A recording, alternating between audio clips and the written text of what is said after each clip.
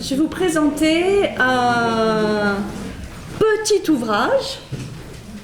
Vous voyez, Introduction à la philosophie de Karl Jaspers. Vous voyez, c'est petit ouvrage de poche et qui est un ouvrage que j'aime beaucoup et qui, même s'il est petit, contient énormément de choses tout à fait passionnantes. Alors là, on rentre dans notre cycle sur les grandes œuvres philosophiques avec des œuvres de contemporains,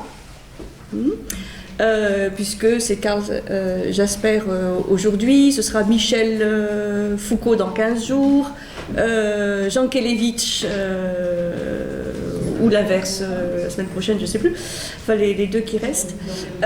Et donc Karl Jaspers, je vous ai marqué ces dates, 1883-1969. Alors, je l'ai choisi aussi parce que je trouve qu'il est peu connu, très peu connu encore en France.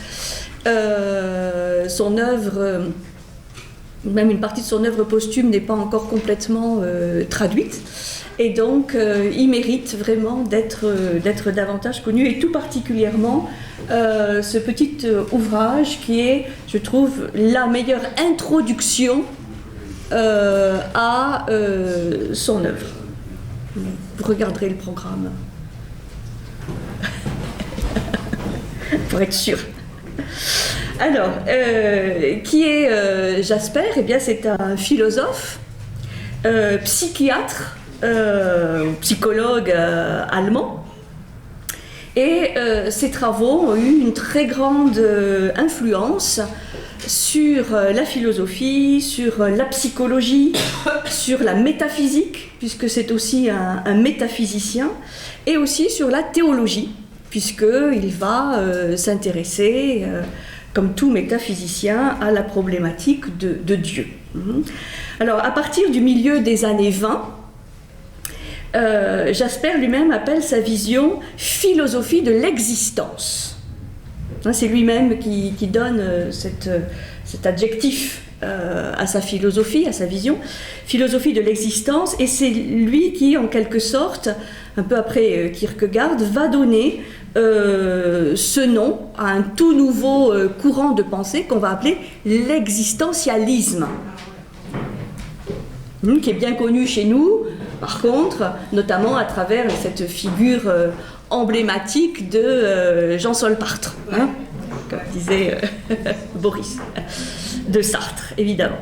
Alors, il faut bien savoir que le terme existence désigne pour Jaspers l'expérience, comme on va le voir, l'expérience intime et indéfinissable de la liberté et du choix.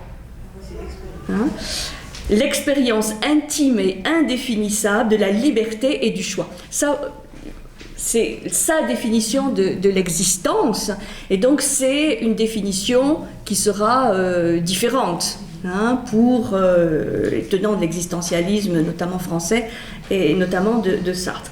C'est pour cela que après la Seconde Guerre mondiale, il prendra ses distances avec le mouvement existentialiste, ne s'y reconnaissant pas, et il va donner à sa pensée un autre statut, celui d'une philosophie de la raison.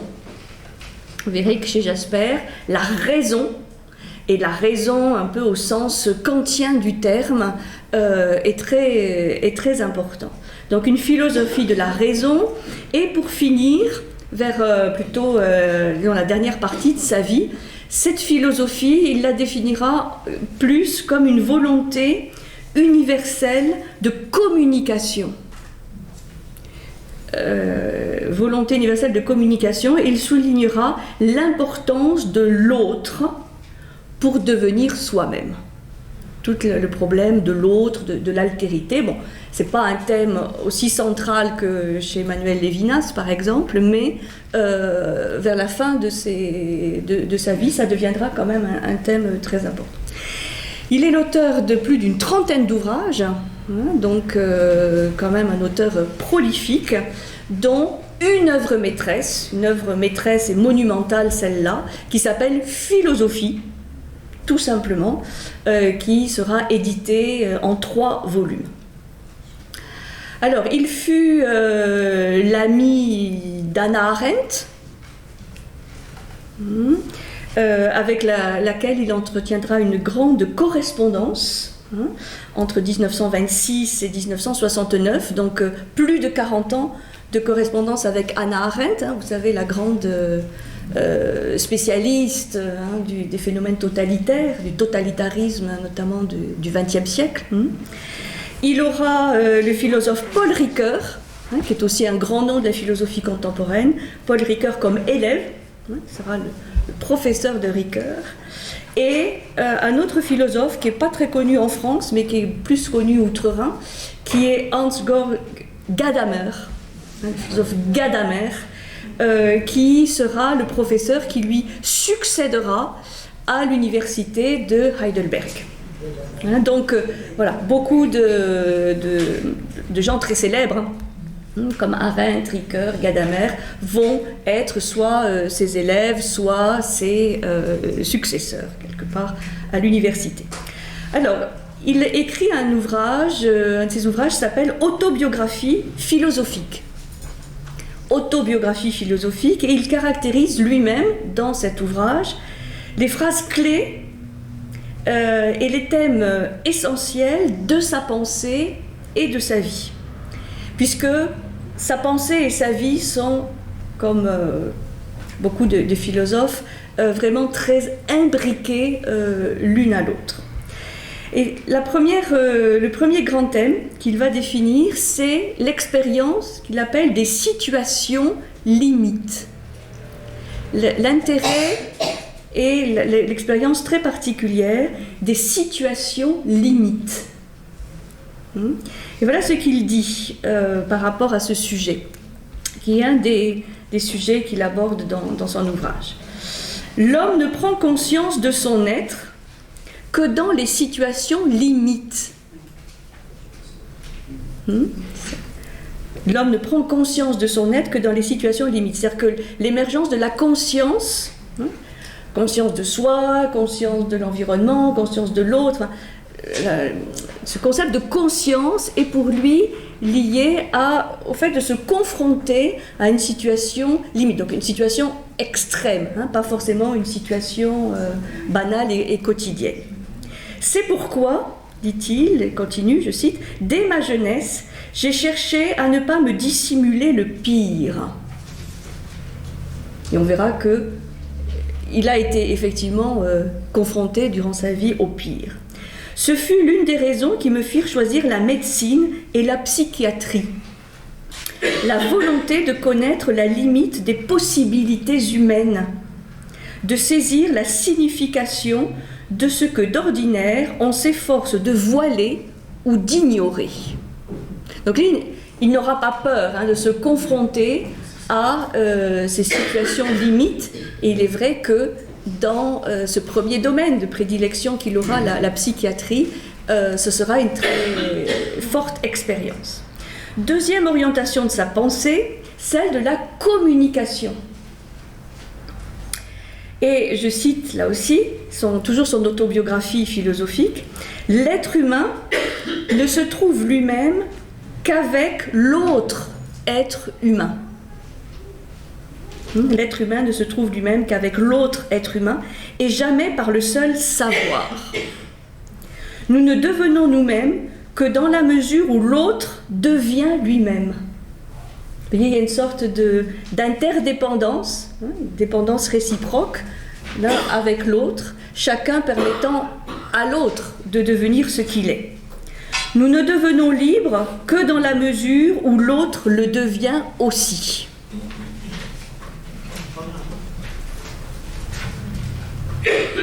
Donc ça, c'est une autre orientation de sa pensée et de son œuvre. Et il explique, toujours avec l'humilité qui le caractérise, dans ces deux directions, c'est-à-dire celle des situations limites ou celle de l'expérience de l'autre, je ne suis jamais arrivé à un terme. Et ça sera une de ces grandes caractéristiques de sa pensée, d'être en mouvement et de ne jamais se considérer achevé. Lui, c'est l'anti-Hegel, si vous voulez, dans le sens de faire un système définitif, clos, fermé, complet, total. Non. Lui, c'est toujours une pensée en mouvement, en route, en construction, vulnérable, faillible, susceptible d'être remise en cause. Donc dynamique. Ça, c'est vraiment essentiel. Et sa philosophie s'éclaire et se déploie, c'est lui-même aussi qui le dit, en fonction d'une double référence de philosophes qui vont l'inspirer. C'est à Kierkegaard que je dois le concept d'existence. Et là, c'est très honnête aussi de reconnaître que c'est Kierkegaard qui va être le premier à employer ce terme, pas le premier à employer le terme d'existence, mais à vraiment lui donner un rôle central, d'où la notion, après, le nom de ce courant d'existentialisme. Mais c'est Kierkegaard que je dois le concept d'existence, dont je me suis servi depuis 1916 pour désigner ce que j'avais jusqu'alors cherché dans la peine et l'inquiétude. Donc, filiation avec Kierkegaard par rapport à cette fragilité, cette vulnérabilité de l'existence humaine. Mais tout aussi chargé d'énergie et d'exigence était pour moi le concept de raison tel que Kant n'a cessé de l'éclairer. Donc, autre filiation importante avec Kant. Et on va retrouver beaucoup d'éléments communs avec la philosophie de Kant, la notion de raison, la notion de transcendance. C'est un petit peu comme quand Kant s'interrogeait sur le noumen. Et évidemment, il y a une autre grande référence pour lui, qui est peut-être même la référence incontournable, c'est Platon. Jasper est un amoureux fasciné par l'œuvre de Platon. J'y reviendrai. Mais disons, ces deux références dont il parle, c'est Kierkegaard et Kant. Donc, vous voyez, c'est assez intéressant parce que c'est vraiment une tension. On peut dire qu'ils se ressemblent les deux, Kierkegaard et Kant. Il y a vraiment une sorte de tension entre ces deux extrêmes, la fragilité, la vulnérabilité de l'existence avec Kierkegaard, et puis la raison, l'exigence de la raison. Pas pour donner des certitudes, mais en tant qu'exigence de penser, notamment de penser par soi-même. Donc c'est vraiment une tension, une ligne de tension intéressante entre les deux. Alors quelques traits de sa vie qui sont très significatifs. Donc il va naître en Allemagne, à Oldenburg, qui est une petite ville près des côtes de la mer du Nord, donc Allemagne du Nord. Et il fait d'abord du droit. Son père était juriste, ceci peut expliquer cela. Et puis il s'engage très vite dans des études de médecine. Et très vite, la médecine va l'amener à la psychiatrie. Il choisit cette discipline psychiatrie au sein du corpus de la médecine. Et il est pendant quelques années assistant dans la clinique psychiatrique de Heidelberg et il va travailler donc avec de très éminents psychiatres. Donc, ce qu'il faut bien retenir, ça c'est essentiel, c'est qu'il a une formation scientifique. Et ce qui est amusant, c'est qu'il n'a jamais fait au sens ordinaire du terme d'études de philosophie, en tout cas dans sa prime jeunesse, même s'il démontre un intérêt tout à fait précoce pour cette discipline. Donc, sa formation, elle est d'abord scientifique et médicale. Il écrit sa thèse en psychiatrie, donc là c'est vraiment une grosse thèse sur les phénomènes psychiatriques, puis il enseigne pendant quelque temps la psychologie à la faculté de philosophie de Heidelberg. Donc il est d'abord enseignant de psychologie à l'université de philosophie de Heidelberg. Et finalement, il y deviendra professeur de philosophie en 1921. Donc vous voyez, quand même assez tardivement, il vivra vieux, hein, mais assez tardivement, et il ne reprendra plus son activité de psychiatre. À partir de 1921, il sera enseignant de philosophie, avec une interruption due à la guerre. Alors, pourquoi n'a-t-il pas commencé par étudier la philosophie? Ça, c'est une question que se pose Jeanne Hersch, qui est une universitaire suisse, allemande, qui a traduit une grande partie des œuvres de Jasper, qui est une grande admiratrice de Jasper. Jeanne Hersch, vous savez, qui a écrit un petit livre magnifique, L'étonnement philosophique, pour montrer depuis l'Antiquité jusqu'à nos jours qu'est-ce qui est pour chacun des grands philosophes la principale source d'étonnement, hein, sachant que l'étonnement est un des moteurs de la quête philosophique. Alors, pourquoi n'a-t-il pas commencé par étudier la philosophie? Jeanne Hersch explique que même si toute sa vie a été dominée par son amour et sa vénération pour cette discipline, eh bien, tout jeune, il expliquait aussi dans une lettre à ses parents que c'est ça qu'il aimerait faire dans sa vie, s'occuper de philosophie. Mais il ne trouvait en lui-même ni la dimension, ni la dignité, ni la grandeur d'un philosophe. Ça, c'est très intéressant pour montrer ce trait de caractère de Jasper. C'est une très grande humilité. Il ne se sentait pas à la hauteur, hein, d'enseigner la philosophie. Et c'est la raison pour laquelle, comme il voulait rendre sa vie utile, eh bien, il est devenu médecin. Et plus particulièrement psychiatre, pour essayer de comprendre les maux dont ses patients souffraient. Donc à partir de 1921, il occupe quand même la chaire de philosophie à l'université de Heidelberg, et comme il ne se considère pas du tout au niveau, et pas du tout préparé à cette mission d'enseignement, c'est à ce moment-là qu'il entreprend d'acquérir la formation en philosophie. C'est là qu'il commence à étudier les philosophes avec une discipline et une rigueur incomparable. Là, on voit peut-être, son côté rigoureux et scientifique, mais plus que cela encore. Vraiment une exigence pour être authentique, hein, pour être honnête avec lui-même et ses étudiants. Donc, à presque 40 ans, il entreprend une formation classique en philosophie. Et en 1931, dans un petit livre, La situation spirituelle de notre temps, c'est un autre de ses petits opuscules, La situation spirituelle de notre temps, 1931, il lance un cri d'alarme au spectacle d'un monde et surtout d'une Europe qu'aucune substance spirituelle ne défend plus contre le pire. 1931. Et donc, c'est vraiment là une petite œuvre d'un visionnaire, puisqu'il a lancé ce cri d'alarme 5 ans avant celui qui a été lancé par Husserl, qui est un autre grand philosophe allemand de cette période, qui lui en 1936 écrit dans La crise des sciences européennes. Là aussi, il lance un cri vraiment pour réveiller l'Europe, et tous deux considèrent l'Europe dans une impasse face à une certaine lassitude et manque d'énergie et de substance, comme dira Jasper, de substance spirituelle.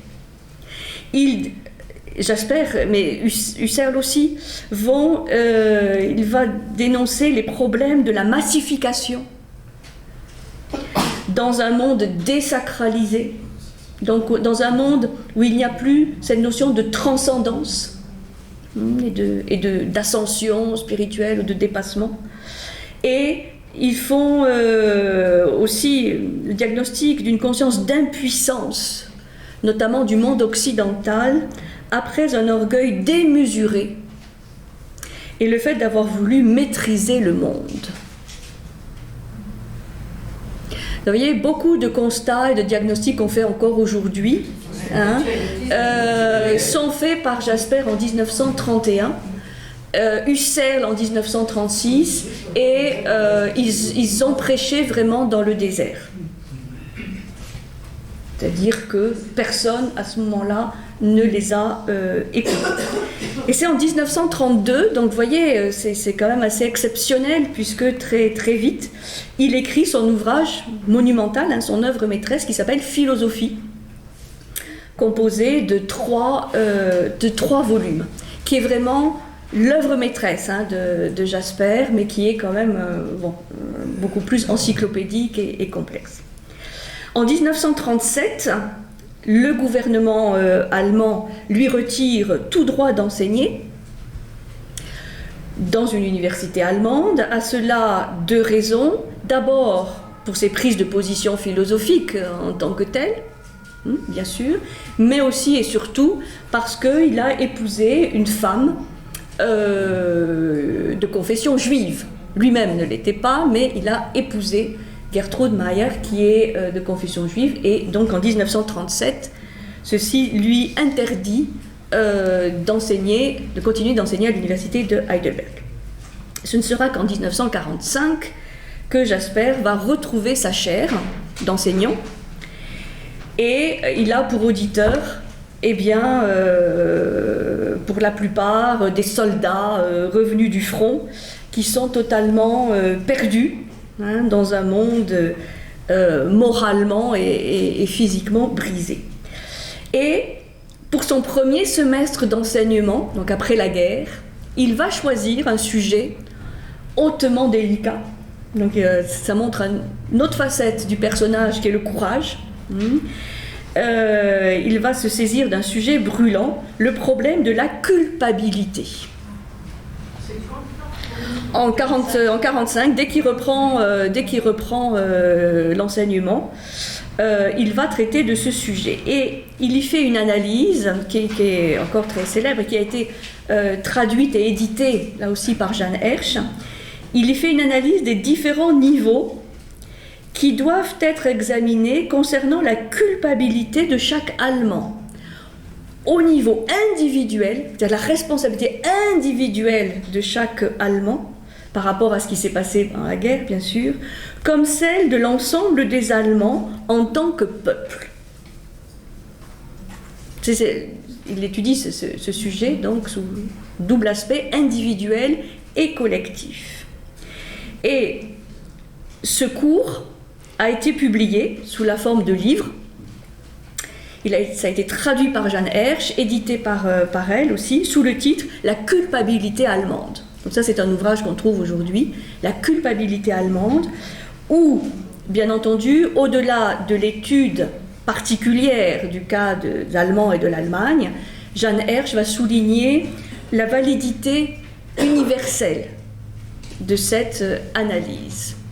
Et c'est un petit livre dont on reparle un peu aujourd'hui, puisque, quelque part, avec toute la problématique actuelle des migrants, en Allemagne, on commence à réévoquer cette idée de culpabilité et d'une manière, vous avez dû suivre cela, de faire par l'accueil des migrants une sorte de rédemption, si je puis dire, à la fois individuelle et collective par rapport à cette culpabilité.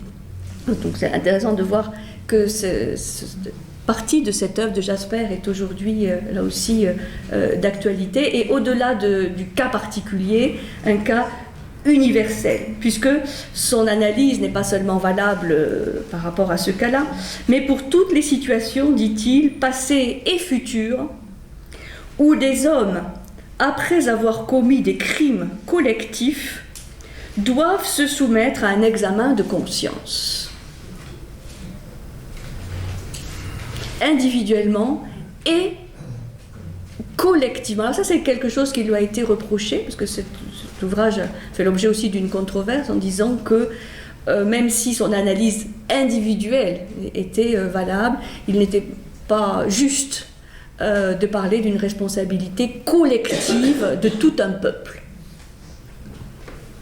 Bon, personnellement, je trouve que c'est très intéressant parce qu'il y a quand même des éléments culturels et effectivement, et ça c'est valable pour tous les peuples, de devoir se soumettre à un moment donné à un examen de conscience. Un examen de conscience, comme dit, sans égard, mais sans masochisme, ni complaisance. D'essayer de voir les choses avec le recul, de la manière la plus objective possible. Et là je cite, pour faire comprendre un peu qu'est-ce que c'est que cette culpabilité, enfin en tout cas la source de cette culpabilité, il dit « Celui qui est resté passif sait qu'il s'est rendu moralement coupable chaque fois qu'il a manqué à l'appel, faute d'avoir saisi n'importe quelle occasion d'agir pour protéger ceux qui se trouvaient menacés, pour diminuer l'injustice, pour résister.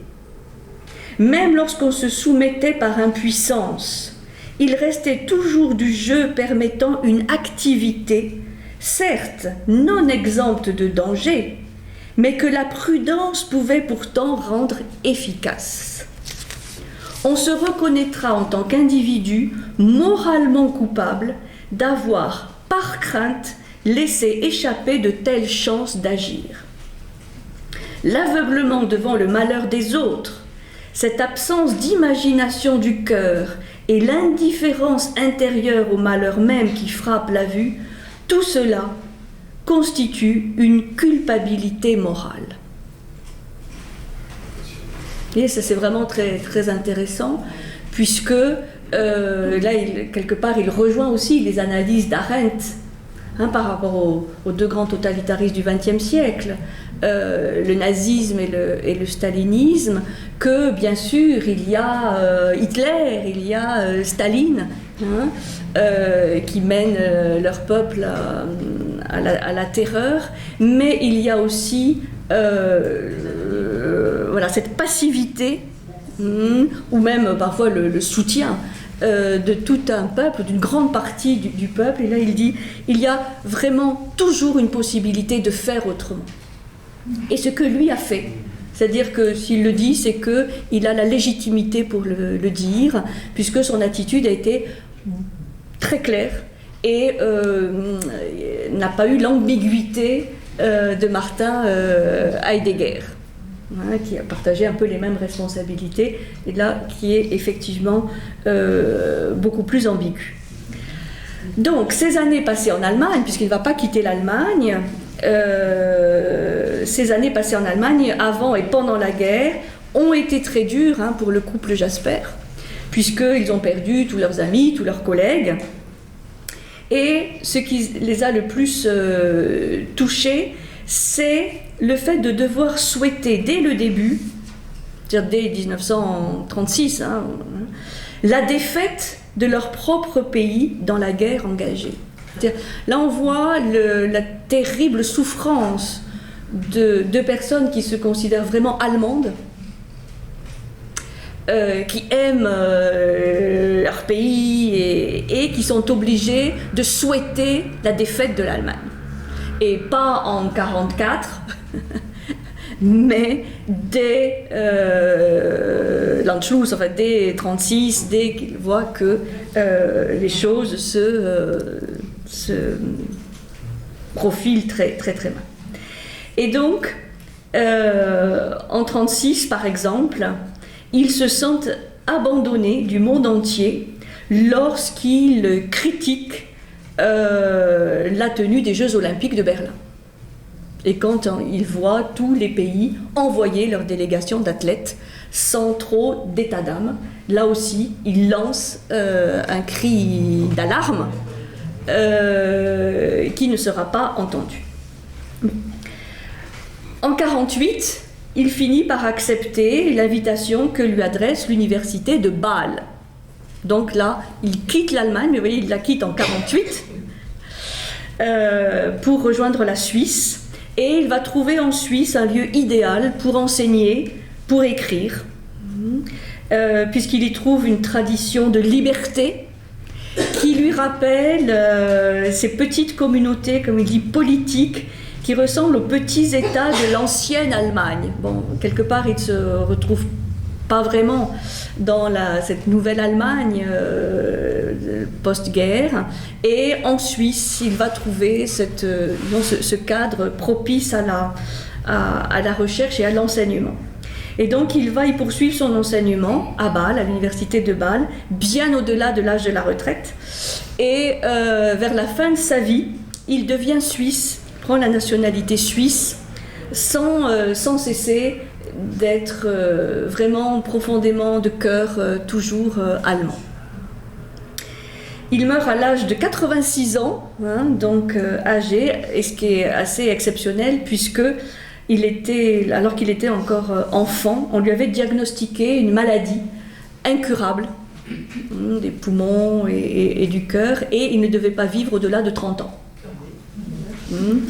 Et c'est un exemple de ce point de vue de quelqu'un qui a appris à maîtriser sa maladie, puisque cette maladie l'obligeait à rester couché une grande partie de ses journées, et avec une immense discipline personnelle, une rigueur, une exigence à toute épreuve, il a réussi à maîtriser quand même cette maladie, et pour continuer à étudier et surtout à enseigner, à écrire.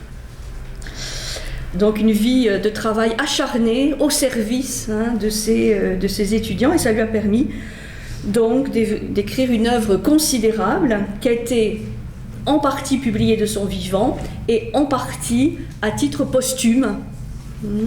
Et il existe à Bâle une fondation Jasper, qui a beaucoup œuvré pour l'édition de son œuvre posthume. Donc la fidélité, l'exigence, la rigueur sont vraiment des traits essentiels de sa pensée, de sa vie. Une grande profondeur, une grande rigueur scientifique, une exigence de clarté, de toujours argumenter clairement, le plus clairement possible sa pensée, et une exigence inflexible qu'il a eue donc tout au long de sa vie. Alors, Jeanne Hersch aussi explique qu'il y a 3 faits qui ont marqué de façon décisive sa vie et sa pensée, qui sont très imbriqués. Bon, d'abord la maladie, évidemment, puisqu'il apprend à vivre avec une thérapeutique adaptée, mais surtout une discipline, et de toujours voir de manière positive et de faire des renoncements quotidiens auxquels il était soumis, de les utiliser, d'en faire quelque chose de positif, si je puis dire, pour toujours sa pensée et son œuvre. Bien sûr, ce mariage avec Gertrude Meyer, donc de confession juive, qui lui a apporté beaucoup de soucis, mais aussi à deux, ils ont été vraiment des exemples, puisqu'elle va devenir, comme il dit, la compagne de chaque pensée, la présence d'une âme qui ne dissimulait rien, d'un sérieux inexorable, capable de le garder de tout confort moral. C'est-à-dire, c'est une épouse qui va toujours l'aider dans cette recherche, d'aller toujours plus loin, de jamais se contenter d'un confort dont on sait bien que le confort le plus sournois et celui qui nous piège le plus est le confort intérieur, confort moral, et pas le confort physique. Donc un couple extrêmement soudé, et il reconnaîtra toujours le rôle vraiment d'une fidélité indéfectible réciproque du couple. Et enfin, l'expérience déchirante de cette patrie allemande devenue nationale-socialiste, puisque dès 1933, en fait, il vit sous la menace permanente, les deux, la menace de la déportation. Et il s'en est failli vraiment toujours de quelques détails pour ne pas être déporté. Et donc une confrontation quotidienne à la mort. Et comme il dit, le plus dur, c'est d'espérer la défaite. En même temps que s'approfondit ce sentiment vraiment d'appartenir à l'Allemagne de sa naissance et de sa culture. Alors voilà un être profondément allemand qui est obligé de souhaiter la défaite de son pays.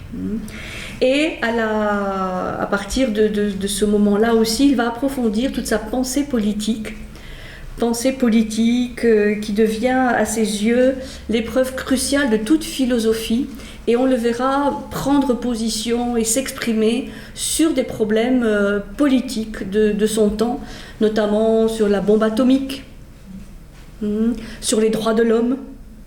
Et il va avoir une pensée assez visionnaire sur la réunification de l'Allemagne, puisqu'il va expliquer très très en avance, dès la fin de la guerre, quelles seraient les conditions pour un jour pouvoir réaliser la réunification de l'Allemagne, la réunification de la patrie allemande, bien avant que personne n'y pense, même à une époque où on construisait le mur de Berlin. Lui a toujours pensé à la réunification de l'Allemagne. Donc un homme vraiment engagé, très très très engagé. Alors, ce qui frappe dans la démarche de Jasper, c'est que c'est donc une démarche philosophique qui intègre une démarche scientifique. Je vous en donnerai des exemples tout à l'heure. C'est-à-dire que sa formation scientifique fait qu'il va toujours comparer l'essence de la philosophie et le propre de la démarche philosophique à la démarche scientifique.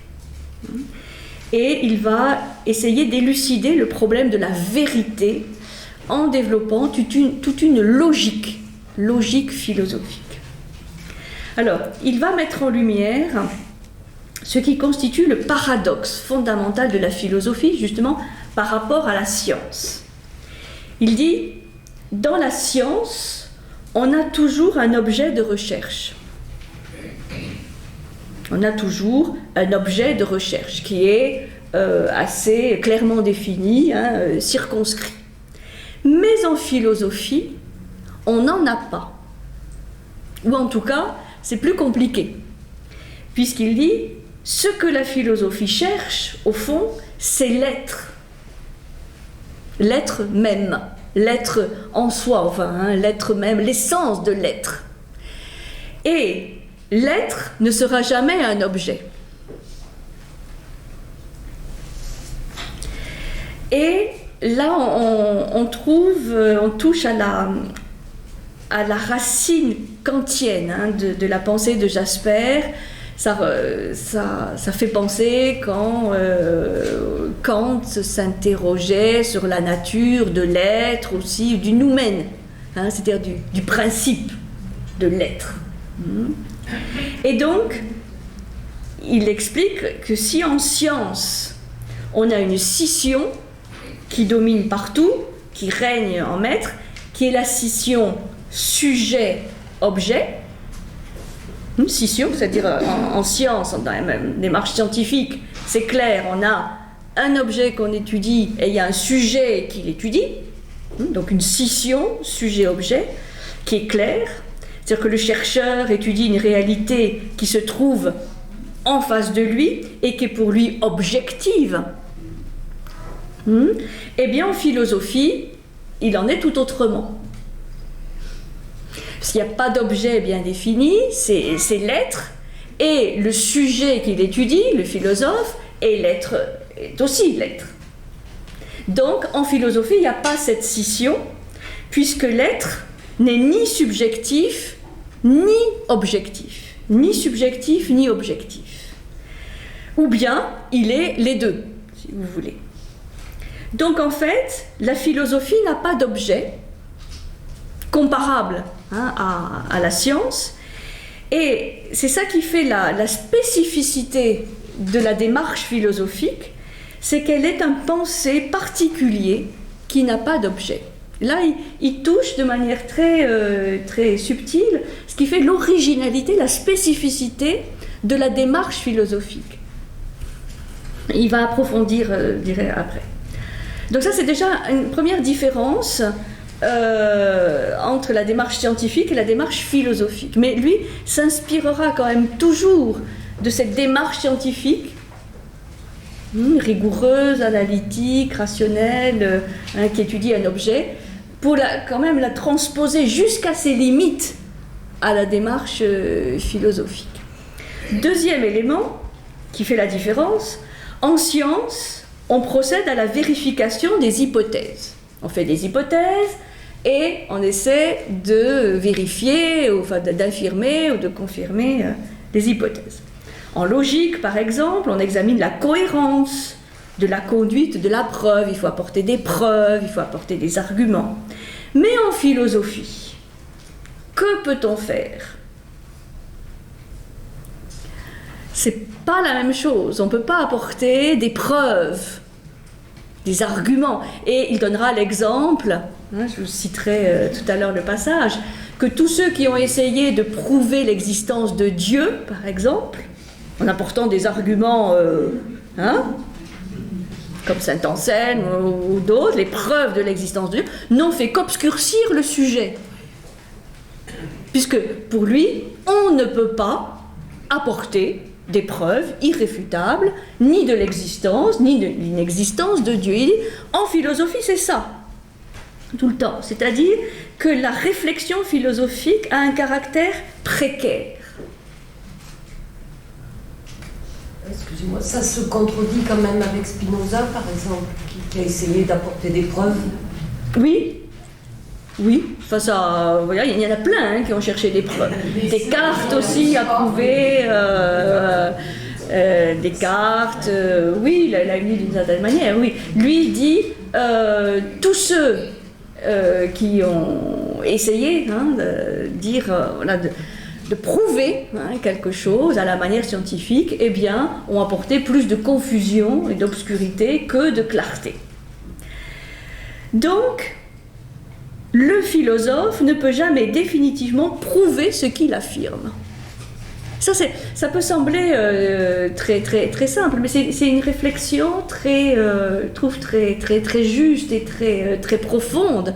En fait, que le philosophe est toujours sur un fil, dans une sorte de tension, dans une quête à la recherche de ce qu'il y a de plus essentiel, l'être, justement la relation de l'un, du multiple, mais sans pouvoir apporter des preuves irréfutables. C'est pour ça que la philosophie sera toujours, enfin il faut l'espérer, une démarche pleine de risques et de prise de risques. Donc on peut toujours réfuter un argument d'un philosophe parce que ce n'est pas vraiment scientifique. Alors, c'est vrai qu'aujourd'hui, avec le changement de démarche scientifique, ça serait intéressant de savoir qu'est-ce qu'il pourrait penser, mais... Alors, comment la philosophie a-t-elle pu se maintenir en vie au cours des millénaires ? Eh bien, parce qu'il y a eu, comme il le dit, des êtres exceptionnels, des maîtres philosophes, et des élèves qui ont d'abord consenti au mode de pensée du maître, qui est le mode de pensée philosophique, avant de trouver par eux-mêmes, par la pratique de la philosophie, la justification existentielle de leur pensée. C'est-à-dire, voilà, la philosophie a pu durer des millénaires, et espérons qu'elle durera encore des millénaires, parce qu'il y a quand même des génies, il y a des grands penseurs. Et il y a surtout des élèves ou des disciples qui, sans perdre leur liberté de jugement et de pensée, s'inscrivent dans le courant, ou dans la filiation, dans le courant de pensée du maître, et s'appropriant par la pratique ce mode de pensée deviennent à leur tour des philosophes. Et donc comme ça, une transmission. Et sur la fin de sa vie, il étudiera une période de l'histoire qu'il juge très intéressante et qui est de fait très importante, qu'il va même définir comme un axe, comme une période axiale, comme un axe en tout cas pour la pensée occidentale, qui est la période 800, 400 ou 800, 200 avant Jésus-Christ. Et là, de fait, c'est vrai que c'est une période tout à fait particulière, puisqu'en tout cas pour la Grèce, on sort du Moyen-Âge grec, des siècles obscurs, de 1200 à 800 avant Jésus-Christ, et qu'on voit toute cette renaissance de la civilisation grecque, avec les poètes, avec Homère, avec Hésiode, avec les présocratiques. Mais aussi dans d'autres parties de la planète, les grands, ce qu'ils considèrent les grands penseurs philosophiques comme Lao Tzu, Confucius, Bouddha. Et donc là voilà, on a pour la planète une période vraiment axiale qui va faire vraiment un tournant incontestable dans la philosophie universelle. Je reviendrai peut-être tout à l'heure. Donc, la philosophie se différencie de la science, la démarche philosophique n'est pas la démarche scientifique, mais il faut quand même pousser jusqu'à ses limites la rigueur, l'investigation rationnelle et quasi scientifique. En sachant qu'à la fin, quand on arrive justement à cette situation limite, qu'est-ce qui demeure? Le mystère. Et il donnera comme exemple Platon, comme un exemple pour lui inégalé d'une réflexion méthodique, rigoureuse, rationnelle, mais qui aussi débouche à un moment donné sur le mystère, et notamment le mythe. Il est comme pensée paradoxale. Alors, quelle est son attitude vis-à-vis de la religion? Bon, vous pouvez imaginer une attitude très libre. Pour lui, disons, il n'y a pas de patrie religieuse qui soit dans une église donnée ou dans une confession donnée. Pour lui, on peut dire sa religion, c'est la tradition des grands philosophes, des grands penseurs. Et c'est là qu'il vit dans une sorte de grande vénération, grande piété, grande fascination à travers les diverses figures de l'histoire de la philosophie. Sa foi philosophique, il emploie ce terme assez paradoxal, de foi philosophique. C'est un homme de foi, mais pas dans un dieu anthropomorphe d'une confession donnée, mais il aime cette idée du Dieu caché. Comme disaient les Romains, le Dieu inconnu. Pas le soldat inconnu, mais le Dieu inconnu, le Deus esconditus, le Dieu caché, qui demeure en chacun et qui pour lui est accessible, en tout cas on peut s'en rapprocher, par une foi philosophique. Pour lui, il n'y a pas de divorce entre la foi et la raison. Et il résout à sa manière un grave problème qui existe depuis des siècles, depuis notamment le Moyen-Âge, avec ce divorce en général consommé entre la foi et la raison. Si j'utilise la raison, je ne peux pas être homme de foi. Si je suis homme de foi, je dois reconnaître que la raison a ses limites. Lui, il concilie d'une certaine manière les deux en parlant de foi philosophique. Et il est surtout sensible à cette idée de transmission. Comme je disais tout à l'heure, si la philosophie a pu se maintenir pendant des millénaires, c'est parce qu'il y a des êtres exceptionnels, mais il y a surtout cette chaîne de transmission. Et il dit, l'université, c'est pourquoi il a tellement souffert de voir l'université devenir un instrument de propagande à son époque. Pour lui, l'université, c'est l'institution privilégiée à travers laquelle la tradition philosophique se transmet et se perpétue. C'est un homme profondément attaché à l'institution universitaire, comme espace de pensée, espace de liberté. Et il a écrit un petit livre, L'idée de l'université. L'idée de l'université, où il parle du modèle qui ne devrait jamais cesser d'animer les esprits des professeurs et des étudiants, et où il s'agit de n'accepter aucune obligation dogmatique quelconque. Une recherche sans compromis, pour lui c'est ce que devrait garantir l'université.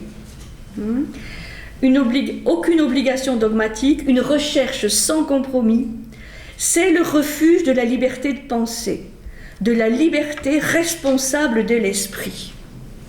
Et pour lui, qu'une université soit devenue, comme l'est devenue l'université de Heidelberg, un instrument de propagande où la plupart des professeurs adhéraient à l'idéologie nazie, c'est la pire des trahisons.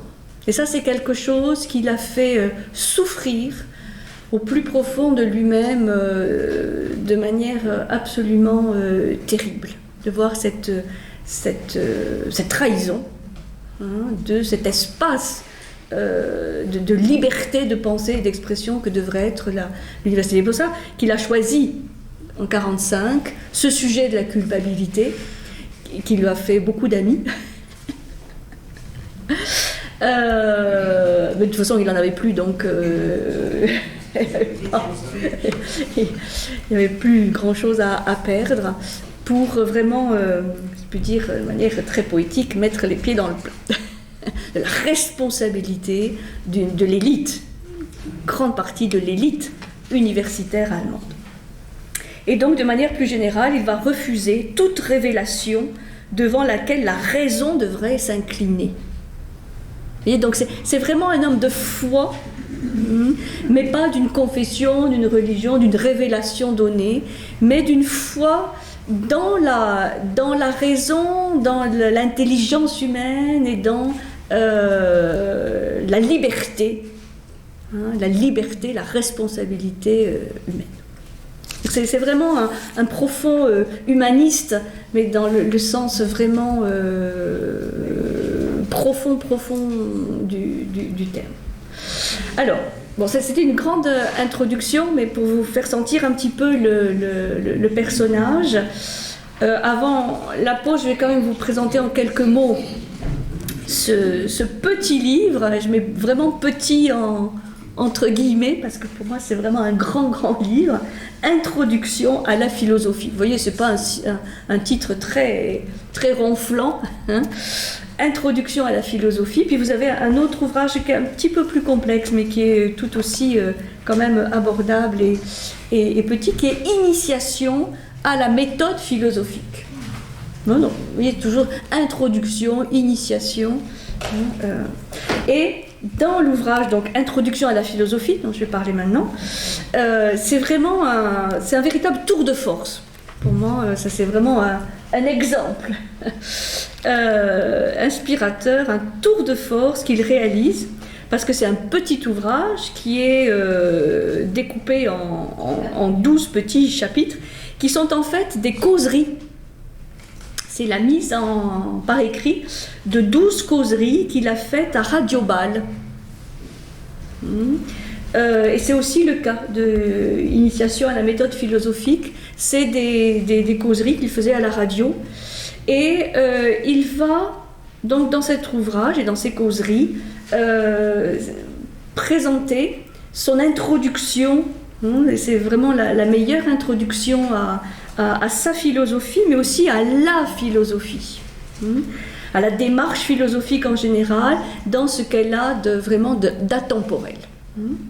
Et dans le premier chapitre commence par « Qu'est-ce que la philosophie ?»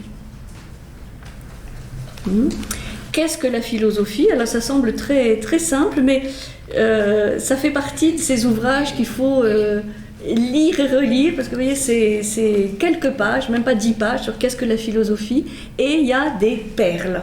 vraiment des perles. Donc, bien évidemment, en 10 pages, on ne va pas trouver une analyse exhaustive, hein, ni une définition achevée de la philosophie, mais plutôt une description de l'esprit de la philosophie. Et il fait observer, quelque chose que tout le monde connaît, mais qu'il est bon de rappeler, que le mot grec philosophos est formé quelque part par opposition à sophos. Philosophos, c'est celui qui aime le savoir, la sagesse, à la différence de celui qui le possède, le sophos, hein, ou qui croit le posséder, et qui s'appelle savant. Donc, c'est quelque chose qu'on connaît tellement, on est tellement habitué, philosophie, hein, l'amour de la sagesse, que il prend le temps de nous faire sentir qu'est-ce que c'est que cet esprit de celui qui aime le savoir ou la sagesse sans la détenir ou sans penser qu'il la détient. Et il dit, bon, ça c'était les Grecs, hein, qui ont appelé comme ça philosophie, mais ce sens persiste encore aujourd'hui. L'essence de la philosophie, c'est la recherche de la vérité, non sa possession. C'est une quête sans fin. C'est la recherche de la vérité, non sa possession, même s'il lui arrive de se trahir elle-même. Il reconnaît que parfois certains philosophes oublient cela, et cela peut dégénérer en dogmatisme, en un savoir mis en formule qui se veut définitif et complet. C'est-à-dire l'esprit de système. Et là, entre autres, il va penser à Hegel, puisqu'il dit faire de la philosophie, c'est être en route. C'est toujours être en route, en cheminement. Et il a expliqué, bien entendu, qu'en philosophie, les questions sont plus essentielles que les réponses. Et que à chaque réponse, finalement, peut succéder une nouvelle question. Donc lui n'aura jamais l'ambition de proposer des réponses définitives, complètes, dogmatiques, mais des éléments de réponse qui font question pour soutenir la réflexion et qui, pour lui, l'essence de la philosophie. Et donc c'est vraiment la cheville ouvrière, hein, autour de laquelle gravite son explication de l'essence de la philosophie, qui est un mouvement jamais achevé, donc inconfortable. Un mouvement jamais achevé, une recherche qui, à de nombreux égards, reste un mystère. Et je trouve qu'il a une belle expression, ne possède jamais complètement la notion de son propre sens. C'est-à-dire, il y a toujours des brèches, il y a des failles, il y a des éléments qui font que la philosophie ou le philosophe n'est jamais totalement certain du sens même de sa démarche. Et c'est peut-être la nécessité dans laquelle se trouve la philosophie d'avoir toujours et de façon renouvelée et éternelle à se définir. C'est-à-dire que c'est pas parce que là il dit qu'est-ce que la philosophie que des milliers et des millions de personnes à sa suite vont pouvoir se poser la même question, et il faut toujours se la poser, cette question. Et c'est ça qui fait l'essence et aussi la richesse, l'ambivalence de la philosophie. C'est-à-dire, on ne peut jamais la définir une fois pour toutes.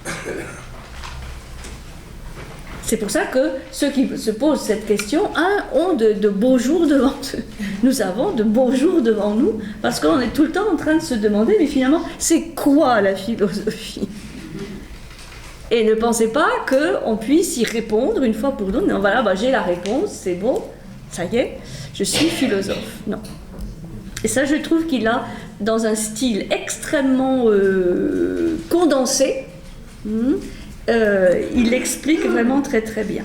Et, dit-il, y a-t-il pour en prendre conscience de meilleurs maîtres que Platon?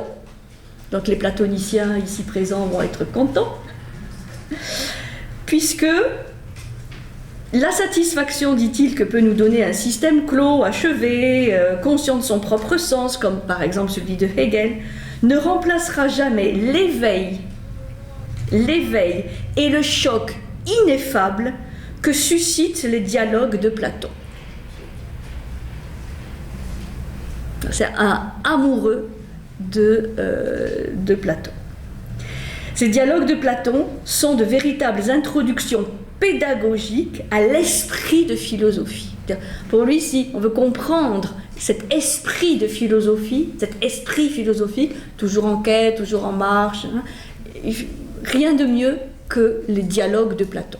Ça, je pense qu'on en est assez convaincu, où on sort d'une lecture d'un dialogue de Platon, jamais avec des réponses figées, mais des ouvertures, des pistes, des orientations d'une réflexion jamais achevée.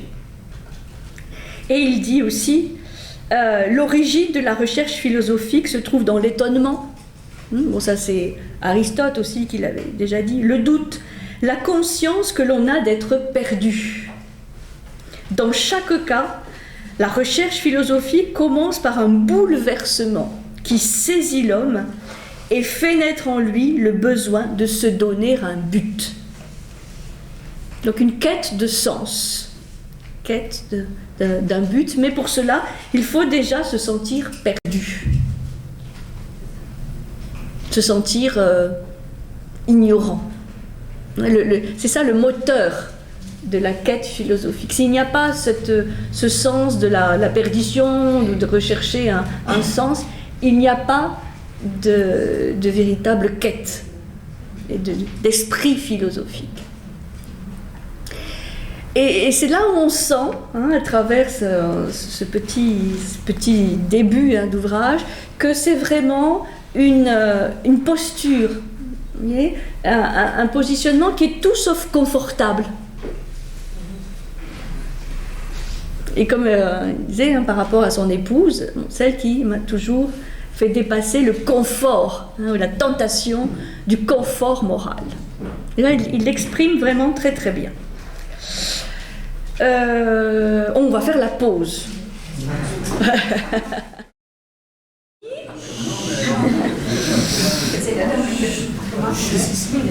Alors, on reprend la suite du livre. On reprend la suite du livre. Alors, oui, on a les... Après, qu'est-ce que la philosophie? On a les origines de la philosophie, l'englobant, je vais expliquer ce que c'est. Donc, l'objet de la quête philosophique, c'est l'être. Le propre de l'être, dit-il, est de ne jamais devenir objet, même si l'être s'éclaire, dit, par les objets. On peut avoir conscience de l'être par l'intermédiaire des objets, même si l'être ne se réduit pas évidemment à l'objet. Et l'être devient d'autant plus clair que les objets sont plus nettement présents à la conscience.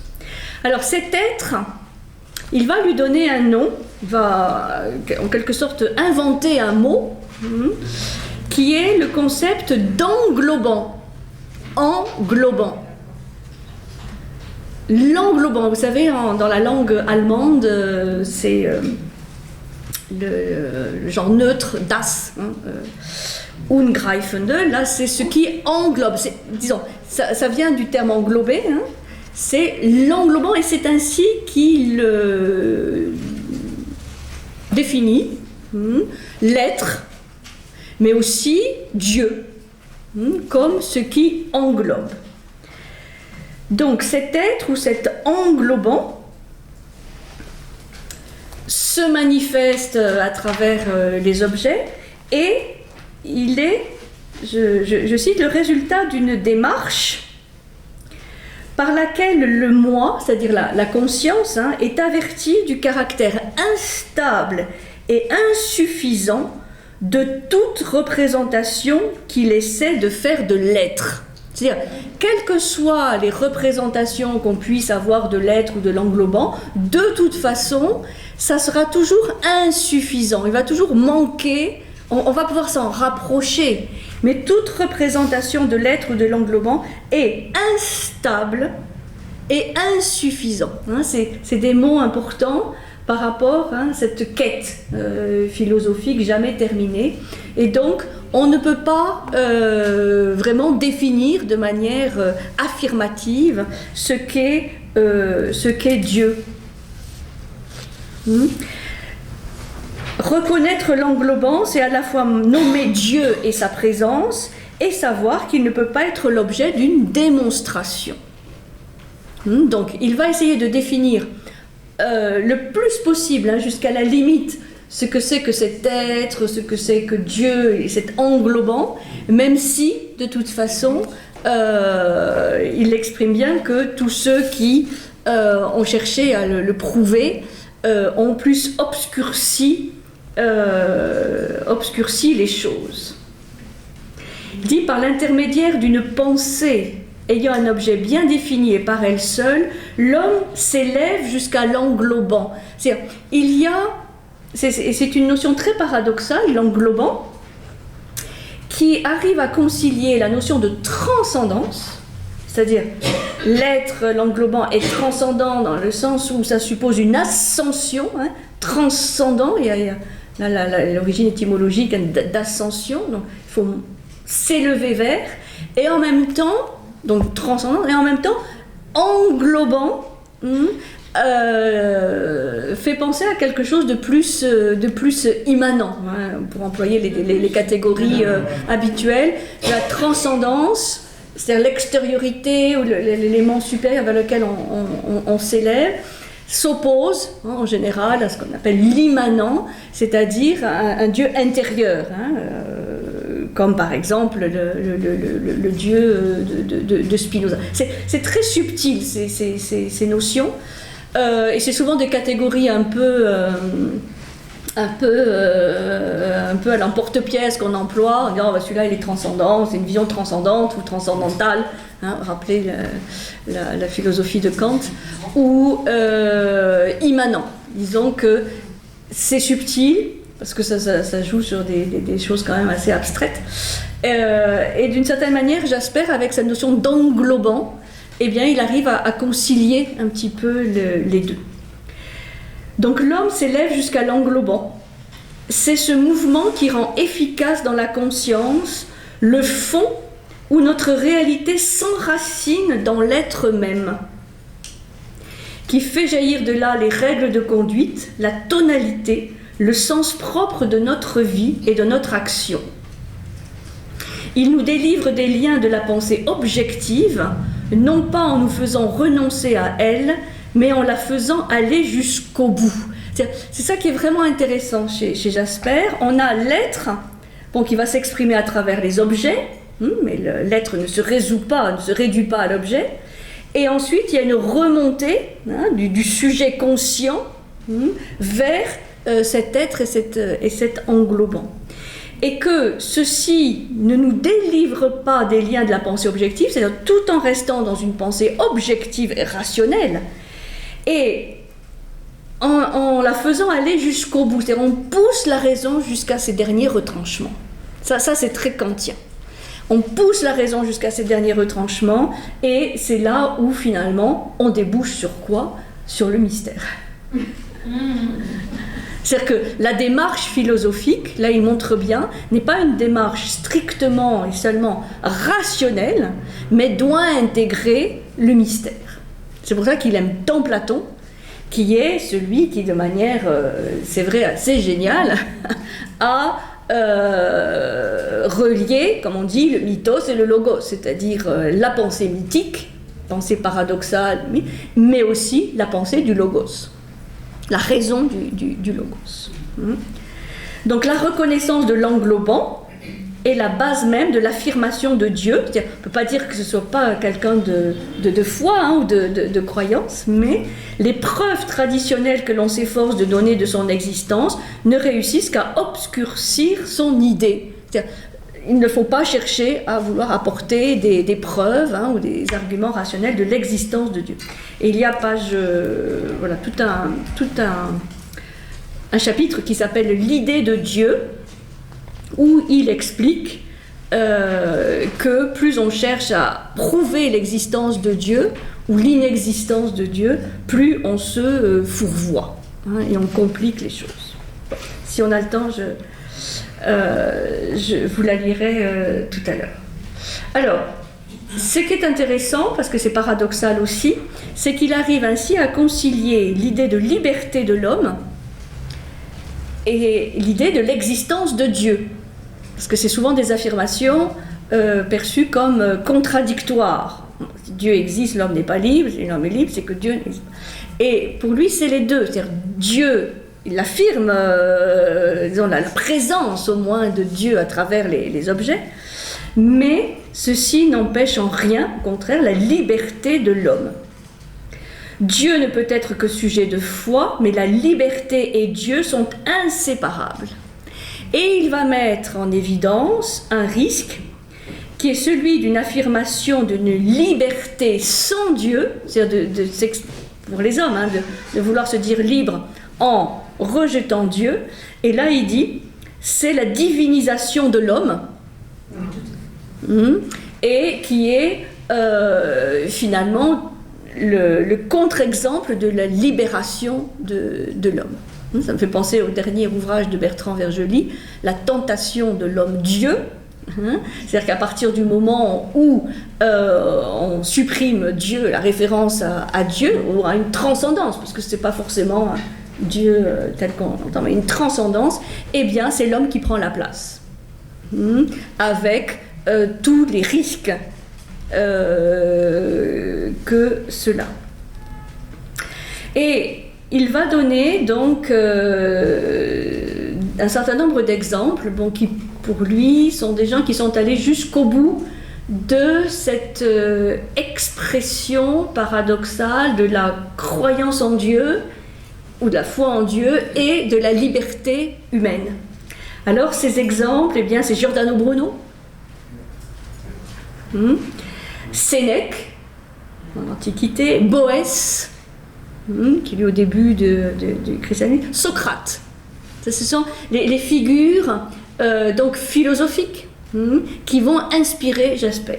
Bruno, Sénèque, Boès, Socrate, qui sont pour lui des existences accomplies au suprême degré. Bon, qu'est-ce qui les relie, ces quatre personnages? C'est que le sacrifice de leur vie, c'est-à-dire la liberté, affirmation extrême de la liberté de pensée et d'expression jusqu'au sacrifice de sa vie. Et vous voyez, c'est vraiment l'exemple qui inspire Jasper. Pour lui, ces hommes exemplaires choisissent ce qui est juste, ils sont sincères dans leur motivation et leur vie s'enracine dans l'amour. C'est les trois traits qui pour lui les caractérisent, et c'est seulement dans l'unité de ces trois aspects que se réalise l'absolu. La justice, donc la sincérité et l'amour. Et il explique qu'il faut être très vigilant par rapport à ces doctrines qui voudraient nous faire perdre le souci de la transcendance.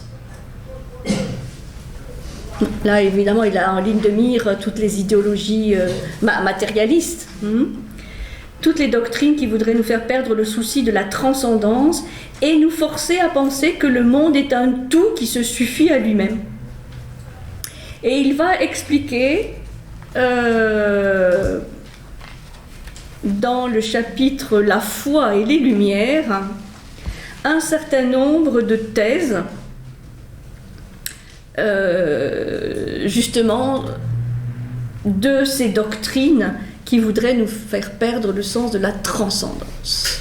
Bon, là, je n'ai pas le temps de développer, mais vous lisez La foi et les Lumières, tous les arguments du type « Dieu n'existe pas »,« Il n'y a rien d'absolu »,« L'homme peut être achevé, Dieu ne conduit personne, le monde est tout ». Enfin, ce sont pour lui tous des assertions, des affirmations qui sapent le fondement métaphysique, transcendant de l'humanité. C'est ça qui conduit au pire idéologie, à la pire terreur. Donc, il est très kantien d'un certain point de vue, et pour lui, il faut que l'homme acquiert la conscience critique de ses limites, qu'il fasse l'expérience du non-savoir,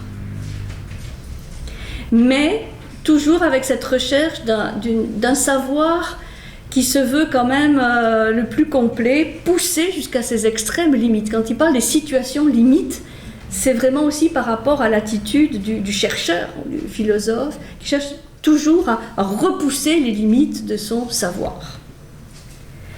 Et les derniers, à partir du milieu, les autres chapitres vont s'intéresser au sens de l'histoire, à l'histoire de l'humanité, à la philosophie de l'histoire, à l'histoire de la philosophie, au sens philosophique de la vie. Et pour lui, s'il y a une fin hypothétique de l'histoire, eh bien, ce serait dans le fait de réaliser l'unité de l'humanité. Ce que je voudrais faire, pour vous montrer un petit peu le style très particulier de cet ouvrage qui donne un peu une beauté, enfin qui dégage une beauté un peu de clair-obscur, parce qu'il y a toujours cette fragilité ou cette vulnérabilité du savoir qui doit toujours être remis en cause. Et en même temps, c'est dans les appendices, puisque vous avez les 12 chapitres, et puis il y a à la fin des appendices. Et dans ces appendices, il y a vraiment des choses magnifiques. Je voulais vous en lire quelques extraits, parce que là, il va donner quand même quelques conseils à ses lecteurs et à ses étudiants. Vous avez un premier appendice qui est remarque sur l'étude de la philosophie, qui est tout à fait magnifique. Alors, la philosophie concerne l'homme en tant qu'homme. Elle doit donc être compréhensible à tous. Certes, non pas dans les développements difficiles des systèmes, mais en quelques pensées fondamentales qu'il est possible de formuler brièvement. C'est ce qu'il a vraiment tenté de faire dans cet opuscule. J'ai voulu, en un aperçu de la philosophie, faire sentir ce quelque chose qui intéresse chacun. Mais je l'ai tenté sans consentir à perdre l'essentiel, même si cela comportait des difficultés. Il ne pouvait être question de donner ici que quelques amorces et un petit aperçu des possibilités offertes à la réflexion philosophique. Bien de grandes pensées n'ont même pas été effleurées, mon but était de faire réfléchir. Le lecteur ayant des dispositions philosophiques et qui cherche un fil conducteur trouvera ci-dessous de quoi s'orienter un peu plus avant dans ses études. Et donc, il va donner un certain nombre de conseils de philosophes à lire et aussi des conseils méthodologiques. Donc, remarque sur l'étude de la philosophie. La philosophie traite de l'absolu qui s'actualise dans la vie réelle. Ah ouais, ça, c'est le genre de phrase simple, mais dont on suppose quelle est la réflexion pour arriver à quelque chose d'aussi simple, qui semble évident. La philosophie traite de l'absolu qui s'actualise dans la vie réelle. Et là, vraiment, on pourrait faire une étude de texte sur qu'est-ce que c'est que donc l'absolu, qu'est-ce que c'est que s'actualiser, qu'est-ce que c'est que la vie réelle. Vous voyez, ça, c'est le don de Jasper. Tout homme est philosophe. Mais il n'est pas du tout facile de saisir ce sens par une réflexion suivie. Une réflexion systématique dans ce domaine exige une étude. Celle-ci comprend 3 voies. Et il explique, voilà, être philosophe, c'est suivre une méthode. Et cette méthode, elle se découpe en 3. Premièrement, la participation à la recherche scientifique. Et ça, c'est vraiment en premier. Il est fidèle à ses premières âmes. La participation à la recherche scientifique qui plonge ses 2 racines dans les sciences physiques d'une part et dans les sciences morales de l'autre. Quand il parle d'une recherche, d'une démarche scientifique, ce n'est pas simplement dans les sciences dites dures, mathématiques, physique, mais aussi dans les sciences morales, c'est-à-dire les sciences humaines. Elle se ramifie en une très grande diversité de branches scientifiques. En pratiquant les sciences, leurs méthodes et leurs pensées critiques, on acquiert une attitude scientifique, condition indispensable d'une recherche philosophique sincère. C'est un exemple de rigueur et d'exigence, y compris dans les sciences humaines, où on ne peut pas dire, sous prétexte que c'est sciences humaines, on ne peut pas dire n'importe quoi. Enfin, c'est moi qui rajoute ça. Deuxièmement, l'étude des grands philosophes. On n'arrive pas à la philosophie sans passer par son histoire. Chacun doit, pour ainsi dire, grimper le long du tronc des grandes œuvres originales. Mais cette grimpée ne réussit que sous l'impulsion d'une présence actuelle, que par la réflexion philosophique personnelle éveillée par l'étude. Donc, on se réfère aux grands philosophes, aux grandes œuvres originales, pas aux commentaires des commentaires, aux œuvres originales, et il faut pour cela, cette ascension, qu'elle soit vraiment une présence réelle, éveillée par l'étude et la réflexion philosophique personnelle. Troisièmement, la conscience dans la conduite quotidienne. La conscience dans la conduite quotidienne. Les résolutions importantes sont prises avec sérieux, on assume ce qu'on a fait et ce qu'on a vécu. Il n'y a vraiment pas de scission pour lui entre la réflexion philosophique et l'action quotidienne, le comportement quotidien.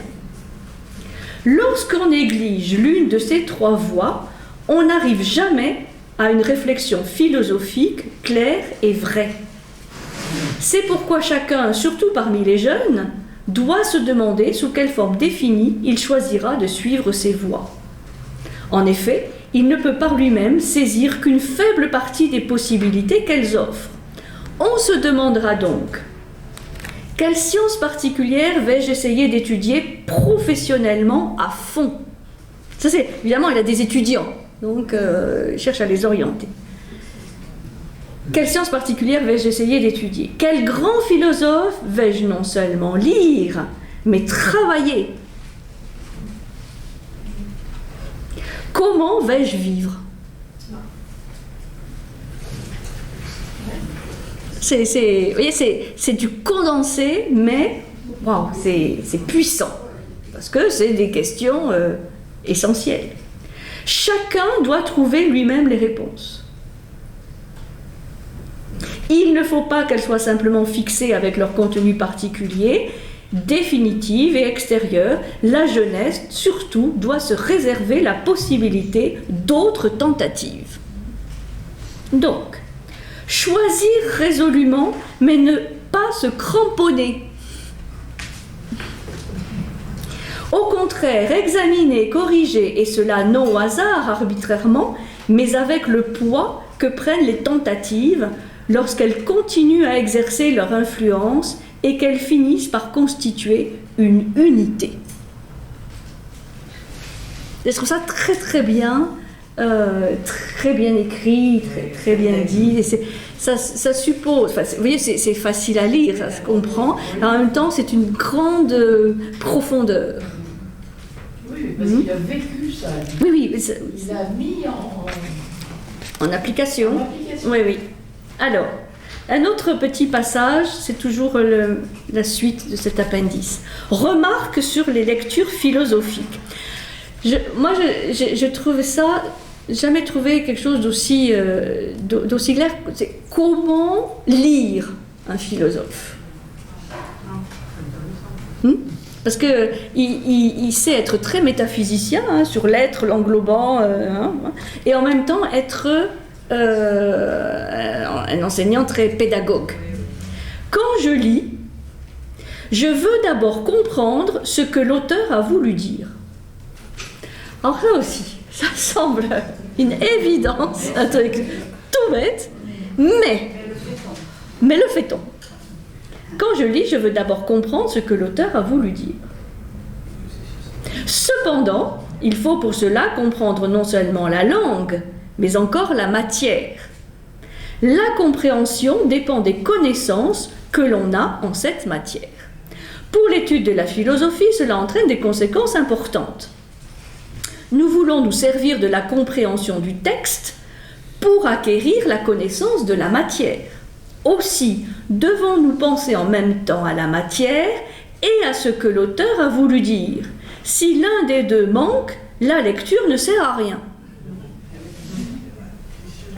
Donc, oui, on essaie de comprendre ce que l'auteur a voulu dire, mais en arrière-plan, il y a aussi cette matière qui est la philosophie. Et il faut avoir quand même quelques notions de base pour mettre en lien, en relation, l'auteur et la matière dont il parle. Lorsqu'en étudiant un texte, je pense moi-même à la matière, ma compréhension se transforme sans que je le veuille. C'est pour ça qu'on dit aussi qu'il va être à l'origine d'une certaine herméneutique, d'une certaine interprétation des textes, une méthodologie interprétative, et basée sur l'appropriation.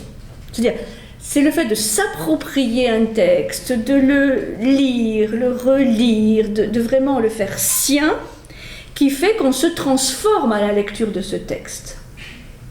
Sinon, il y aura toujours cette fameuse scission sujet, objet, le lecteur et le livre. Et la lecture ne provoquera pas de transformation intérieure. Pour cela, il faut des conditions. C'est pourquoi une bonne compréhension exige deux choses: qu'on approfondisse la matière et qu'on revienne à une claire intelligence du sens visé par l'auteur. La première voie m'ouvre la philosophie, la seconde une connaissance historique. C'est-à-dire, pour lui, il n'y a pas vraiment de quête ou de cheminement philosophie sans connaître un minimum l'histoire de la philosophie. Et la philosophie désormais, surtout l'histoire de la philosophie. C'est pour ça qu'il va écrire des livres sur Socrate, sur Bouddha, sur Confucius, sur Nietzsche, enfin sur les grandes figures, pour approfondir cela. La lecture exige d'abord une attitude fondamentale. Alors ça, personnellement, je trouve ça vraiment génial. La lecture exige d'abord une attitude fondamentale née de la confiance et de la sympathie qu'on ressent pour l'auteur et son sujet. Il faut lire d'abord une fois comme si tout dans le texte était vrai. Ça, je suis 100% d'accord avec ça. C'est-à-dire, souvent on fait l'inverse et on commence à lire et on commence déjà à dire ah ben non là je suis pas d'accord, ah mais on commence à être critique.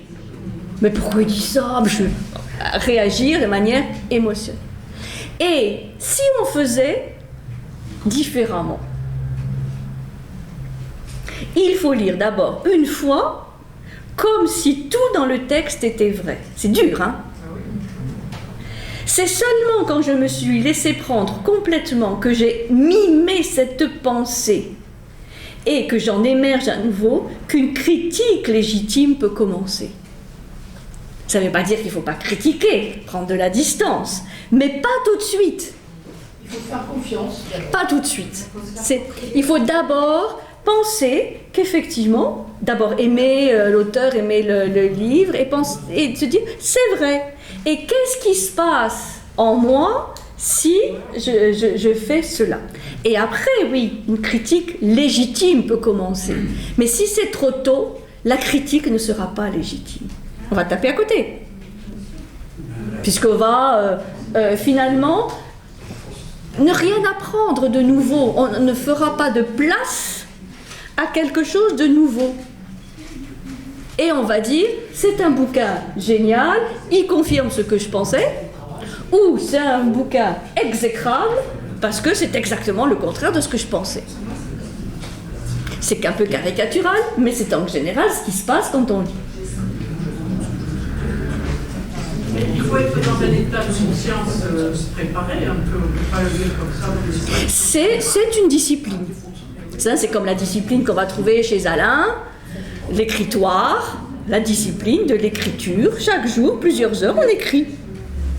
C'est des gens qui étaient formés à une certaine discipline et rigueur, exigence de penser. Pour penser déjà, enfin, penser par soi-même, parce qu'on dit penser par soi-même, penser par soi-même, penser par soi-même. C'est très joli. Mais quelle exigence de vraiment penser par soi-même, parce que penser par soi-même, c'est aussi penser à travers l'autre. Et là, ça situe bien l'exigence de faire ce travail.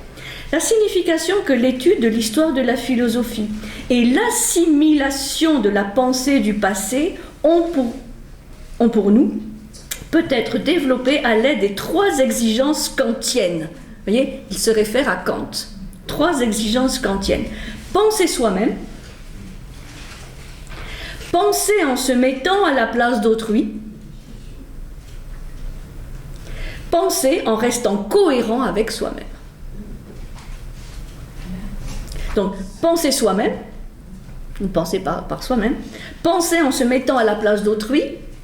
Donc, vous vous rappelez, on ne devient libre que si l'autre le devient. Donc, il faut pouvoir penser à la place d'autrui. Comment il pense, celui que je suis en train de lire? Comment il pense? S'il dit ça, c'est qu'il pense comment? Il voit le monde comment?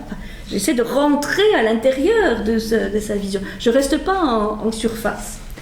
Et penser en restant cohérent avec soi-même. Mais rester cohérent avec soi-même suppose l'intégration de la pensée de l'autre. Sinon, on tourne en rond. C'est-à-dire, on répète toujours les mêmes choses, mais ça, c'est pas penser par soi-même. Ces exigences sont des tâches infinies. Toute solution préconçue selon laquelle on saurait déjà, on pourrait faire d'avance ce qui importe, est une illusion. Nous sommes toujours en route. Vous voyez cette image d'être toujours au cheminement en route. L'histoire nous aide à progresser. Alors là, vraiment, c'est l'apologie de l'importance de l'histoire de la philosophie, de l'histoire des philosophes, de se nourrir de ces personnages inspirateurs. Il va en citer quelques-uns. Il va dire, chez les penseurs, ils n'ont pas tous la même mission. Il y a ceux qui donnent la mesure. Socrate, Bouddha, Confucius, Jésus. Et c'est très éclectique. C'est pas que ceux qu'on dit philosophes. Il y a aussi des fondateurs de religion. Donc il fait un peu exploser les cadres. Les fondateurs du philosophé, Platon, Augustin, Saint-Augustin, Kant, les grands éveilleurs, Pascal, Kierkegaard, Nietzsche, qui ont un autre rôle, vraiment d'éveiller et d'apporter un autre regard. Les édifices des constructeurs d'ordre, c'est pas qu'ils critiquent Hegel, mais il y a ceux qui construisent des systèmes. Aristote, des constructeurs de systèmes ou d'ordre. Aristote, Thomas d'Aquin, Hegel. Vous voyez, donc c'est vrai que c'est très pédagogique parce que ça permet de mieux se rendre compte quelle est la mission et l'apport de chacun de ces grands penseurs. C'est pas la même. Et donc, l'idée est de rentrer vraiment en dialogue philosophique avec les œuvres de tous ces gens, de tous ces penseurs, de tous ces éveilleurs. Alors, donc l'histoire. Penser par soi-même, cela ne se produit pas dans le vide. Ce que nous pensons nous-mêmes doit en fait nous être montré. L'autorité de la tradition éveille en nous les origines en qui nous avons une foi anticipée. Notre contact avec elle s'établit par les commencements comme par les résultats achevés des philosophies réalisées au cours de l'histoire. Toute étude ultérieure présuppose cette confiance. Sans elle, nous ne prendrions pas la peine d'étudier Platon et Kant. Donc, penser par soi-même, voilà, ça ne se décrète pas, ça se... Enfin, je ne décide pas comme ça. Il faut pouvoir rentrer en contact ou en dialogue, d'une part avec le commencement, c'est-à-dire le fondateur de tel ou tel courant, et aussi ce que ce courant a donné comme fruit et comme résultat. Ça me semble aussi très, très intéressant. L'effort philosophique personnel se sert des figures historiques. En comprenant les textes, nous devenons nous-mêmes des philosophes. Mais cette assimilation, avec sa docilité confiante, n'est pas obéissance. En avançant du pas de l'autre, nous examinons ce qu'il dit et le confrontons avec ce que nous sommes. L'obéissance, ici, signifie que l'on se laisse conduire, qu'on croit d'abord que ce qui est dit est vrai. Nous ne devons pas tout de suite et à tout moment intervenir avec des réflexions critiques et nous empêcher ainsi nous-mêmes de suivre notre guide. L'obéissance signifie ensuite le respect, qui s'interdit toute critique à bon marché. Seule est admissible celle qui, après un travail personnel approfondi, permet d'approcher pas à pas du problème et de se trouver finalement de taille à le traiter. Donc, dans le doute, on s'abstient avant d'avoir bien travaillé, approfondi le sujet. L'obéissance trouve sa limite ici. On admettra comme vrai que ce qui aura pu devenir une conviction personnelle par la réflexion.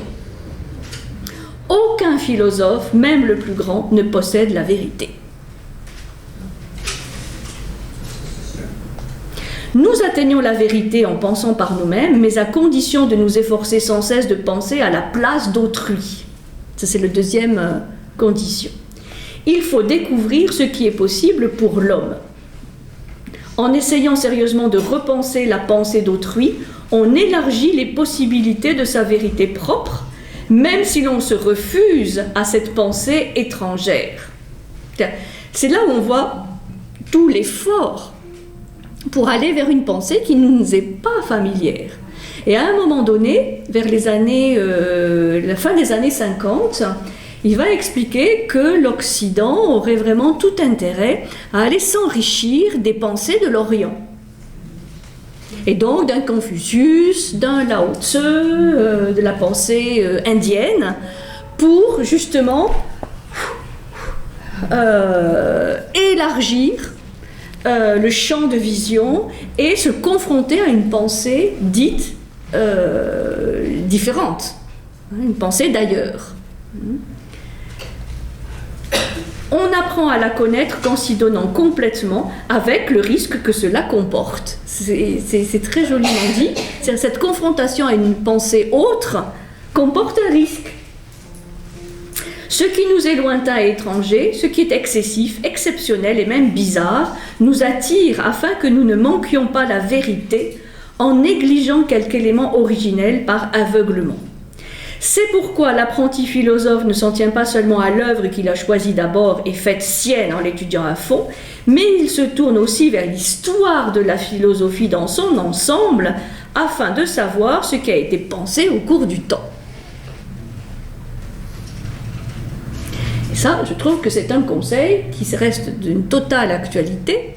Quand on entend parfois certains de nos philosophes les plus médiatiques dire des bêtises, mais énormes, des contresens, mais énormes, sur les philosophies justement étrangères, un peu d'ailleurs, d'Orient, qu'ils ne connaissent pas suffisamment. Et bon, il faut qu'ils étudient davantage. En se tournant vers l'histoire, je ne donnerai pas de nom.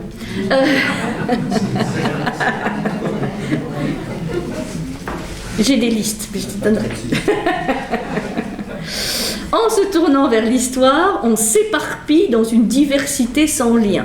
L'exigence d'être en tout temps d'accord avec sa propre pensée. Tout ça est très paradoxal. Il faut quand même chercher la cohérence aussi avec sa propre pensée.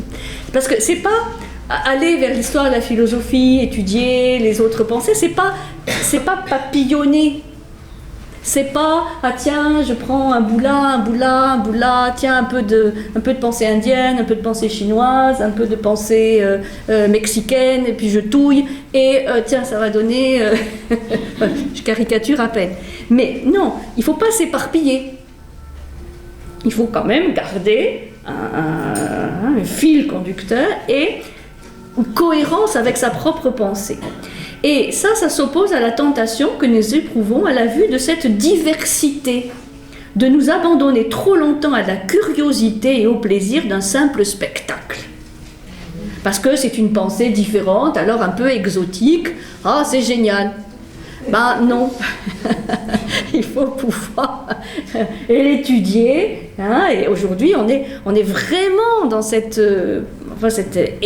éparpillement, dispersion, où on parle de grands concepts, dharma, karma, sans en connaître le début, et le sens, mais pourquoi est-ce qu'on n'a pas étudié? Parce que ça plaît, parce que tiens, ou le bouddhisme, une religion sans Dieu, enfin, sagesse laïque, enfin, on entend des contresens énormes. C'est un manque vraiment de suivi des préceptes, des conseils de Jasper. Donc, aller au-delà de la curiosité, du plaisir d'un simple spectacle. Ce que l'on apprend de l'histoire de devenir un stimulant.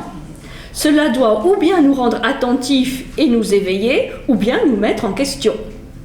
Il ne faut pas que les choses se succèdent dans l'indifférence. Tout ce qui, au cours de l'histoire, n'est pas entré en rapport mutuel et où, en fait, aucun échange ne s'est produit, doit s'affronter en nous.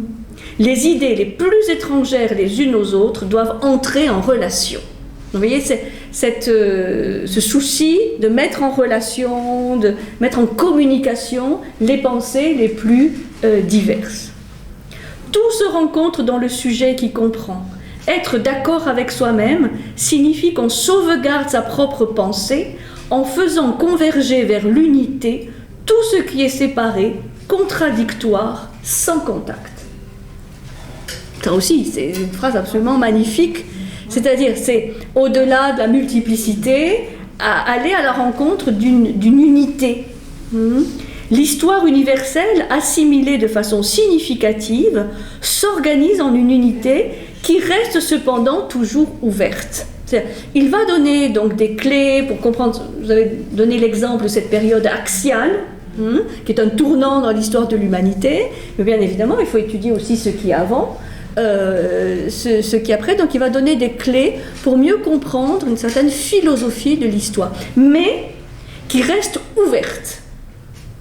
C'est-à-dire, voilà, c'est pas la fin de l'histoire, c'est pas clos, c'est pas fermé, c'est-à-dire, voilà, c'est comme ça et on ne réfléchit plus, non, toujours ouvert. Cette unité est une idée, elle échoue constamment dans les faits, mais c'est elle qui stimule l'assimilation.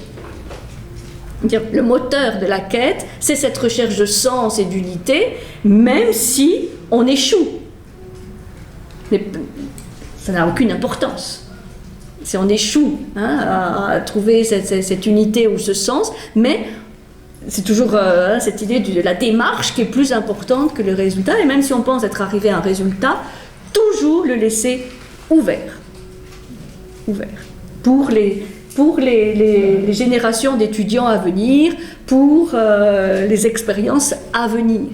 Vous voyez, c'est vraiment très, je trouve très, très puissant, parce qu'il y a un très fort ancrage dans le passé, il faut connaître le passé, l'histoire, et en même temps une ouverture et une confiance dans le futur.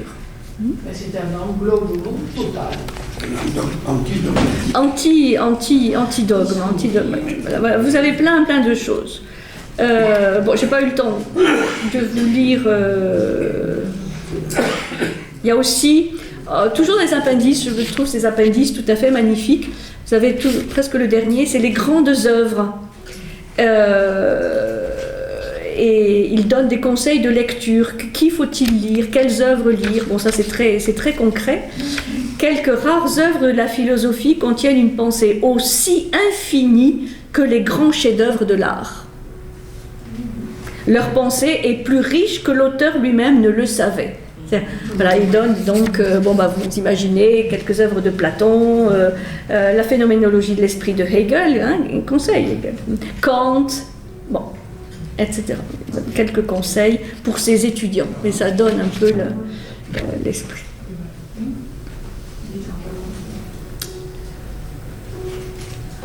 Voilà, et il termine, la fin. C'est bien plutôt le sens de tout effort philosophique de nous ouvrir la vérité dans son ensemble, non la vérité nivelée et abstraite dans sa généralité, mais celle qui se diversifie dans les plus hautes réalisations. Bon, vous avez compris que j'aime bien Jasper.